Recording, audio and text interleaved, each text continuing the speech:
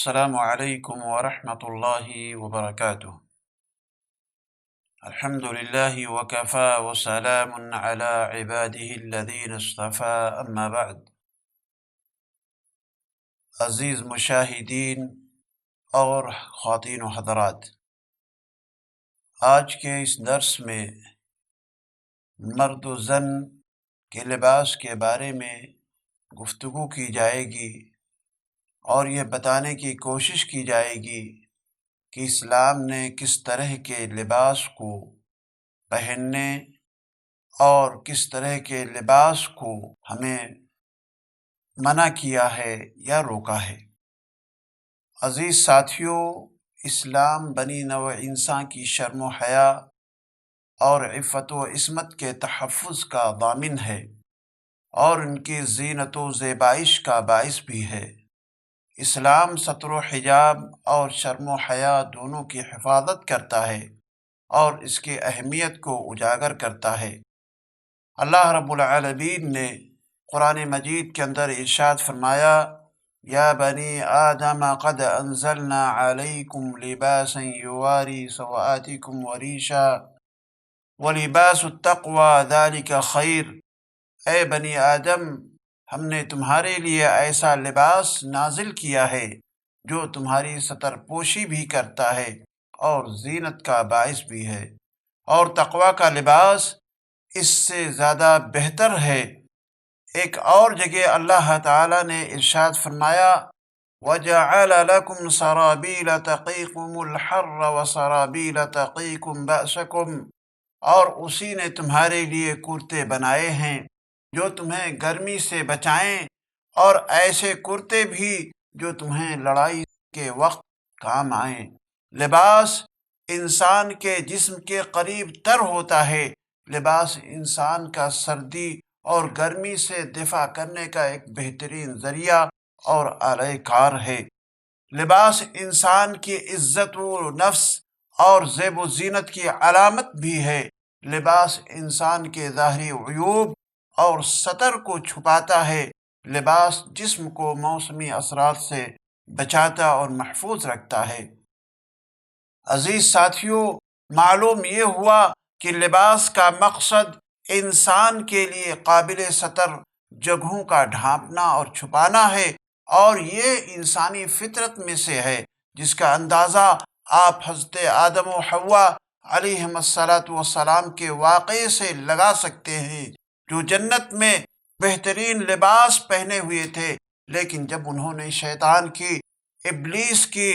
اطاعت کر ڈالی اور اللہ کی نافرمانی کی، تو اللہ تعالیٰ نے ان کے کپڑے ان کے جسم سے اتار لیے اور وہ بالکل ننگے ہو گئے۔ اب کیا تھا کہ وہ جنت کے درخت کے پتے اپنے جسموں پر چپکانے لگے اور اپنی شرمگاہ کو چھپانے لگے۔ لباس کا ایک مقصد یہ بھی ہے کہ زیب و زینت کرنا ہے۔ اللہ رب العالمین نے قرآن مجید کے اندر ارشاد فرمایا، یا بنی آدم خذوا زینتکم عند کل مسجد، یعنی ہر نماز کے وقت، ہر مسجد کے وقت زیب و زینت اختیار کرو، یعنی اچھا لباس پہن کر کے تم مسجد کے لیے جاؤ۔ معلوم یہ ہوا کہ مسلمان کے لیے لباس اور اس کی زینت میں اصل اباحت ہے، سوائے اس کے کہ جس کی حرمت کے بارے میں کوئی دلیل آپ کے پاس قرآن میں سے ہو یا سنت میں سے موجود ہو۔ اسلام نے مرد و زن کے لباس اور پوشاک کے قاعدے اور ضابطے بیان کیے ہیں۔ انہی ضابطے کو اختیار کرنے اور ان پہ عمل کرنے کے لیے ہمیں حکم دیا گیا ہے۔ اسلامی لباس اور پوشاک سے متعلق کچھ ایسے ضوابط ہیں جنہیں میں آپ کے سامنے پیش کرنے جا رہا ہوں۔ امید ہے کہ آپ انہیں غور سے سنیں گے اور پھر ان پر عمل پیرا ہونے کے لیے کوشش کریں گے۔ ضوابط میں سے ایک ضابطہ یہ ہے کہ لباس ہمارا اتنا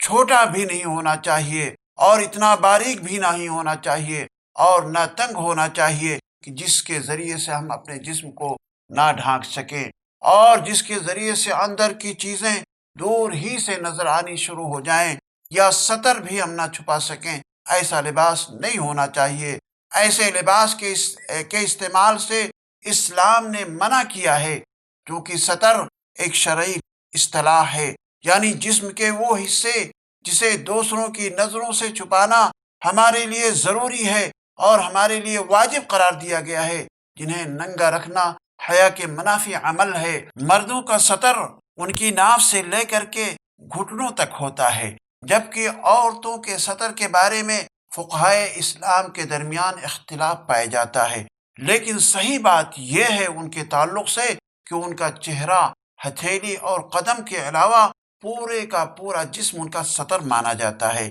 لیکن اگر یہی عورتیں اجنبی مردوں کے سامنے اگر آتی ہیں تو ایسی صورت میں انہیں مکمل طریقے سے اپنے جسم کو چھپا کر رکھنا چاہیے۔ بہت سے افراد، چاہے وہ مرد ہوں چاہے وہ عورتیں ہوں، ایسی جینس استعمال کرتے ہیں جس میں سوراخ ہوتا ہے، جگہ جگہ سے وہ جینس پھٹی ہوتی ہے۔ اسی طرح اتنی چھوٹی شرٹ ہوتی ہے کہ رکوع اور سجدے کی حالت میں ان کا سطر کھل جاتا ہے، جبکہ سطر کا چھپانا نماز کے شروط میں سے ہے۔ اگر یہ شرط پوری نہیں ہوئی تو ان کی نماز نہیں مانی جائے گی۔ عام لوگ اگر اس طرح کے لباس کو دیکھتے ہیں تو ان کی رائے یہی ہوتی ہے کہ یہ بیچارے معاشرے اور سوسائٹی کے سب سے مسکین اور نادار قسم کے لوگ ہیں، یہ صدقہ و خیرات کے سب سے زیادہ مستحق ہیں کہ ان کے کپڑے جگہ جگہ سے پھٹے ہوئے ہیں، جبکہ وہ نہیں جانتے کہ یہ لوگ اسے بطور فیشن استعمال کرتے اور پہنتے ہیں۔ اسلام نے عورتوں کے لباس کے بارے میں یہ تاکید کی ہے کہ ان کا لباس اتنا باریک نہ ہو کہ ان کے ٹانگیں، ان کے پیٹ، ان کے پہلو، ان کے سینے اور جسم کا رنگ یا اس کے اندر کی چیزیں نظر آئیں، اتنا تنگ بھی نہ ہو ان کے نشیب و فراز نمایاں ہوں یا فتنے میں ڈالنے والی جگہیں واضح ہوں، اتنا چھوٹا بھی نہ ہو کہ ان کی پنڈلیاں، ان کے بازو اور گردن اور سینہ وغیرہ ڈھانپنے سے قاصر ہو۔ حضرت اسامہ بن زید رضی اللہ تعالی عنہ بیان کرتے ہیں، جو قبطی کپڑے حضرت دحیہ کلبی رضی اللہ تعالی عنہ نے رسول اکرم جناب محمد رسول اللہ صلی اللہ علیہ وسلم کے پاس بطور ہدیہ بھیجے تھے، ان میں سے ایک موٹی چادر رسول اکرم جناب محمد رسول اللہ صلی اللہ علیہ وسلم نے مجھے بھی عنایت فرمائی، جسے میں نے اپنی بیوی کو پہننے کے لیے دے دیا۔ آپ علیہ الصلوۃ والسلام نے مجھ سے سوال کیا اور مجھ سے پوچھا کہ جو چادر میں نے تمہیں دی تھی اسے استعمال کیوں نہیں کیا؟ میں نے عرض کیا، اے اللہ کے نبی، اس کپڑے کو میں نے اپنی بیوی کو دے دیا ہے۔ آپ علیہ الصلوۃ والسلام نے ارشاد فرمایا، مرھا فلتجعل تحتها غلالا، یعنی اسے کہہ دو کہ اس کے نیچے کوئی استر لگا لے، فإني أخاف أن تصف حجم عظامها، کیونکہ مجھے خطرہ ہے، مجھے ڈر ہے کہ اس سے اس کے جسم کی ساخت ظاہر ہوگی، یعنی اندر کی چیز نظر آئے گی۔ معلوم ہوا کہ عورت کا لباس ایسا ہونا چاہیے کہ جس سے اس کے جسم کی بناوٹ یا اس کی ساخت نظر نہ آئے اور جسم کے اعضاء ظاہر نہ ہوں، یعنی لباس بالکل کشادہ ہو، پورے جسم کو ڈھانپنے والا ہو۔ اگر عورتوں کے لباس اور کپڑے میں یہ صفتیں نہیں پائی گئیں تو ایسی عورتوں کا شمار ان عورتوں میں ہوگا جو کپڑے پہننے کے باوجود بھی ننگی ہوتی ہیں اور جن کے بارے میں حدیث میں سخت وعید آئی ہوئی ہے۔ چنانچہ حدیث کے اندر آتا ہے، سیدنا ابو ہریرہ رضی اللہ تعالی عنہ بیان کرتے ہیں کہ آپ علیہ الصلوۃ والسلام نے ارشاد فرمایا، صنفان من اہل النار لم اراہما قوم معهم سیاط كاذناب البقر يضربون بها الناس ونساء كاسيات عاريات مميلات مائلات رؤوسهن كأسنمة البخت المائلة لا تدخلن الجنة ولا يجدن ريحها وإن ريحها ليوجد من مسيرة كذا وكذا، رواہ مسلم۔ یعنی دوزخیوں کی دو قسمیں ہیں، ایسی ہیں جنہیں میں نے ابھی تک نہیں دیکھا۔ ایک تو وہ لوگ ہیں جن کے پاس بیلوں کی دموں کی طرح کوڑے ہوں گے جن سے وہ لوگوں کو ماریں گے۔ دوسرے وہ عورتیں ہوں گی جو لباس تو پہنتی ہوں گی مگر ننگی ہوں گی، یعنی سیدھی راہ سے بہکانے والی اور خود بہکنے والی۔ ان کے سر بختی اونٹوں کی طرح ایک طرف جھکے ہوئے ہوں گے۔ وہ نہ تو جنت میں داخل ہوں گی اور نہ ہی اس کی خوشبو پائیں گی، حالانکہ اس کی خوشبو اتنی دور دور سے پائی جائے گی۔ اس حدیث سے معلوم ہوتا ہے کہ بعض عورتیں لباس پہننے کے باوجود بھی ننگی ہوں گی، یعنی ان کا لباس بالکل چھوٹا ہوگا، تنگ ہوگا، چست ہوگا، باریک ہوگا یا سوراخ ہوگا، یا ڈیزائن اس میں اس طرح سے بنے ہوں گے کہ جس کے ذریعے سے اندر کی چیزیں نظر آئیں گی۔ یاد رکھو عزیز ساتھیوں، لباس پہننے کے باوجود ننگا رہنا دوسروں کو دھوکہ دینا ہے، یعنی ہم نے کپڑے پہنے ہوئے ہیں، حالانکہ مقصد سطر کو ڈھانپنے کی بجائے قابل سطر اعضاء کو ظاہر کرنا ہے۔ تنگ اور غیر ساتر لباس پہننے والی عورتیں خود مردوں کو دعوت نظارہ دے رہی ہیں اور اپنی جانب مائل کر رہی ہیں، اور خود بھی مردوں پر ریجھنے والی ہوتی ہیں، اور بختی اونٹ کی کوہان کی مانند جوڑے سر پر بناتی ہیں، یعنی وہ اپنے بال پشت پر یعنی پیچھے چھوڑنے کے بجائے اوپر باندھتی ہیں۔ ایسی عورتیں بختی اونٹ کی طرح مٹک مٹک کر چلنے والی ہوتی ہے، جو فاحشہ عورتوں کی ایک علامت مانی جاتی ہے۔ ایسی عورتوں کے لیے جنت میں داخلہ تو درکنار، وہ جنت کی خوشبو سے بھی محروم ہوں گی، یعنی جنت کی خوشبو بھی ان پر حرام ہے۔ لباس کے ضوابط میں سے ایک چیز یہ بھی ہے کہ مردوں کا لباس عورتوں کے لباس سے ملتا جلتا نہ ہو، اسی طرح سے عورتوں کا لباس بھی مردوں سے مشابہت نہ رکھتا ہو۔ سیدنا عبداللہ بن عباس رضی اللہ تعالی عنہما سے مروی ہے، وہ کہتے ہیں کہ لعن رسول اللہ صلی اللہ علیہ وسلم المتشبہین من الرجال بالنساء والمتشبہات من النساء بالرجال۔ اللہ کے رسول جناب محمد رسول اللہ صلی اللہ علیہ وسلم نے لعنت فرمائی ان مردوں پر جو عورتوں سے مشابہت اختیار کرتے ہیں، اور ان عورتوں پر لعنت فرمائی جو مردوں سے مشابہت اختیار کرتی ہیں، یعنی پتلون پاجامہ مردانہ لباس ہے، غیر مسلموں کا بھی لباس ہے۔ اسی طرح تھری پیس سوٹ ہے، سفاری سوٹ ہے، شیروانی ہے، ٹوپی ہے، پگڑی ہے، یہ سارے کے سارے لباس مردانہ لباس ہیں۔ یہ سارے لباس عورتوں کے لیے استعمال کرنا جائز اور درست نہیں ہے۔ ایسے ہی بہت سے مرد حضرات عورتوں کے مشابہ چیزیں استعمال کرتے ہیں، جیسے کانوں میں ٹپس پہننا، یا اسی طریقے سے جوڑا باندھنا، یا بالوں کو لمبا کرنا اور پھر نیچے لے جا کر کے باندھنا۔ یہ چیز مردوں کے لیے جائز اور درست نہیں ہے۔ سیدنا ابو ہریرہ رضی اللہ تعالی عنہ سے مروی ہے، لعن رسول اللہ صلی اللہ علیہ وسلم الرجل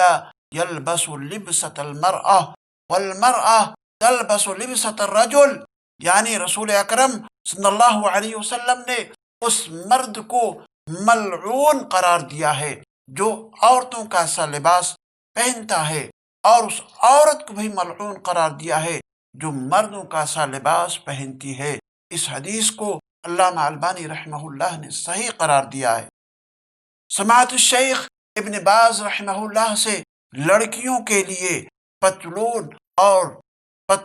اور پاجامہ پہننے کے بارے میں سوال کیا گیا تو انہوں نے بیان فرمایا کہ اس میں دو عیب پائے جاتے ہیں، ایک یہ کہ وہ تنگ ہوتا ہے، دوسرے یہ کہ اس میں مردوں کی مشابہت پائی جاتی ہے، اس لیے یہ چیز پہننا عورتوں کے لیے جائز نہیں ہے، کیونکہ ایسے لباس کے اندر ان کے اعضاء جسمانی کی چغلی کھاتا ہے اور انہیں نمایاں کرتا ہے، جو کہ فتنہ بپا کرنے والا امر ہے۔ اسی طرح سے فتویٰ فضیلت الدکتور صالح الفوزان حفظہ اللہ سے بھی پوچھا گیا کہ عورت کے لیے ایسا لباس پہننا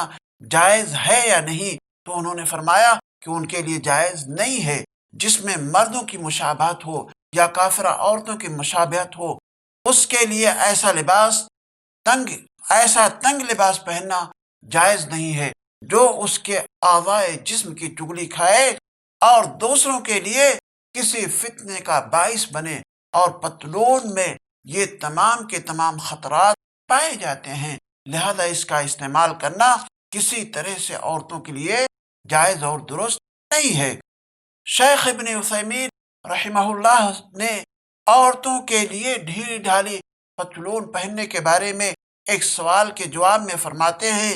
چاہے وہ ڈھیلی ہو، چاہے وہ بہت ہی زیادہ کشادہ ہو، کیونکہ ایک ٹانگ کا دوسری ٹانگ سے الگ نظر آنا بھی بے پردگی کی علامت و نشانی ہے۔ اس میں خدشہ بھی ہے کہ پتلون پہننے والی عورت مردوں کی مشابہت اختیار کرنے والیوں میں شمار ہوگی، کیونکہ پتلون مردوں کا لباس ہے۔ عزیز ساتھیوں، لباس کے ضوابط میں سے ایک ضابطہ یہ بھی ہے کہ لباس غیر مسلموں اور فاسقوں کا نہ ہو یا ان کی مشابہت ان میں نہ پائی جاتی ہو۔ سیدنا عبداللہ بن عمر رضی اللہ تعالی عنہما سے مروی ہے، وہ بیان کرتے ہیں کہ آپ علیہ الصلوۃ والسلام نے ارشاد فرمایا، من تشبہ بقوم فہو منہم، جس نے کسی قوم سے مشابہت اختیار کی وہ ان میں سے ہے۔ علامہ البانی رحمہ اللہ نے اس حدیث کو صحیح قرار دیا ہے۔ چاہے یہ مشابہت ان کے اقوال میں ہو، چاہے یہ مشابہت ان کے افعال میں ہو، یا لباس میں ہو، یا عادات و تقالید میں ہو، کسی میں بھی ہو، یہ ہر ایک کے اندر ہر اعتبار سے اس کے اندر منع کیا گیا ہے۔ ایک دوسری روایت کے اندر آتا ہے کہ حضرت عبداللہ بن عمرو بن عاص رضی اللہ تعالی عنہ بیان کرتے ہیں کہ رسول اکرم جناب محمد رسول اللہ صلی اللہ علیہ وسلم نے مجھے زرد رنگ کے کپڑے پہنے ہوئے دیکھا تو آپ نے ارشاد فرمایا، ان هذه ثياب الكفار فلا تلبسها، رواہ مسلم، یعنی یہ لباس کافروں کے لباس ہیں، اس لباس کو مت پہنو۔ لہذا وہ تمام کے تمام لباس جو غیر مسلموں کے لیے خاص ہیں یا فاسق و فاجر کے لیے مخصوص ہیں، ہمیں ان تمام لباس سے بچنا چاہیے اور انہیں نہیں استعمال کرنا چاہیے۔ لباس کے ضوابط میں سے ایک یہ بھی ہے کہ وہ لباس شہرت کا نہ ہو، نمائش کا لباس نہ ہو، تکبر والا نہ ہو، کیونکہ لباس کا خوبصورتی ہونا اپنی جگہ درست ہے، لیکن ایسا لباس پہننا جس میں تکبر پایا جائے یا جس میں شہرت کی نیت پوشیدہ ہو یا دکھانے کے لیے ہو یا ریاکاری اس کے اندر مقصود ہو، ایسے لباس زیب تن کرنا مرد کے لیے بھی اور عورتوں کے لیے بھی کسی کے لیے بھی جائز اور درست نہیں ہے۔ لیکن یہ بیماری خواتین میں خاص طور سے پائی جاتی ہے کہ وہ منفرد قسم کی یعنی منفرد ڈیزائن والی لباس کو ضرور پہنتی ہیں، اس کے لیے انہیں اگرچہ خطیر رقم بھی خرچ کرنی پڑے تب بھی ان کے اوپر کسی طرح کا کوئی فرق نہیں آتا ہے۔ یاد رکھو، وہ لباس بھی جو دولت کے اظہار کے لیے پہنا جائے یا حسن کو دوبالا کرنے کے لیے پہنا جائے یا خوش لباسی کا سکہ جمانے کے لیے پہنا جائے، یہ سارے کے سارے لباس اسلام میں ناجائز ہے۔ رسول اکرم جناب محمد رسول اللہ صلی اللہ علیہ وسلم نے ارشاد فرمایا، من لبس ثوب شہرت فی الدنیا البسہ اللہ ثوب مذلت یوم القیامہ، جس نے دنیا میں شہرت کی خاطر، دکھاوے کی خاطر، اپنی عزت کو بڑھاوا دینے کی خاطر لباس پہنا، اللہ اسے قیامت کے دن ذلت کا لباس پہنائے گا۔ ضوابط لباس میں سے یہ بھی ہے کہ اسلام نے